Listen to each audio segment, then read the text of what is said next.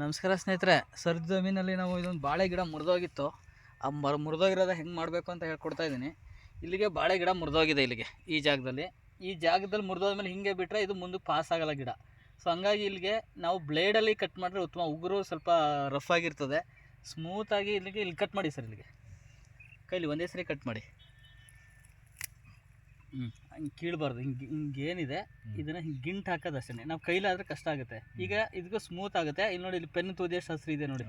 ಈ ಭಾಗದಲ್ಲಿ ಮೇಲೆ ಬರ್ತದೆ. ಇದು ಅದು ಮೇಲೆ ಬಂದೇ ಬರ್ತದೆ. ಯಾವಾಗ ಹಿಂಗೆ ಗಿಡ ಹಿಂಗೆ ನೆಟ್ಟಗಿರುತ್ತೆ, ಸೊ ಇದು ಕಡೆ ಅದನ್ನು ಕೈಗೆ ಈ ಥರ ಸುಳಿ ಎಲ್ಲ ಹಿಂಗೆ ಮುರ್ಕೊಂಡ್ರೆ ಈ ಭಾಗಕ್ಕೆ ಏನು ಮಾಡ್ಬೇಕು, ನಾವು ಪೂರ್ತಿ ಇಲ್ಲಿ ಈ ಭಾಗವನ್ನು ಕಟ್ ಮಾಡಬೇಕು. ಬ್ಲೇಡಲ್ಲಿ ಕಟ್ ಮಾಡಿದ್ರೆ ಉತ್ತಮ. ಕೈಲಿಂದ ಬ್ಲೇಡ್ ಕಟ್ ಮಾಡೋದು. ಹಾಂ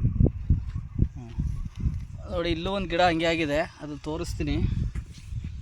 ಇದನ್ನು ಇಷ್ಟು ಗಿಂಟ್ ಹಾಕಿದ್ರೆ ಸಾಕಿದ್ದು ಮೇಲ್ಗಡೆ ಹಿಂಗೆ ಗಿಂಟ್ ಹಾಕೋದು. ಇಲ್ಲಿ ನೋಡಿ ಎಷ್ಟು ಸ್ಮೂತಾಗಿ ಬರ್ತಿದ್ದು. ಹೌದು, ಇದೀಗ ಇದು ಆರಾಮಾಗಿ ಮೇಲ್ಗಡೆ ಬರ್ತದೆ. ಅದು ಈಸಿ ಆಗುತ್ತೆ. ಅದು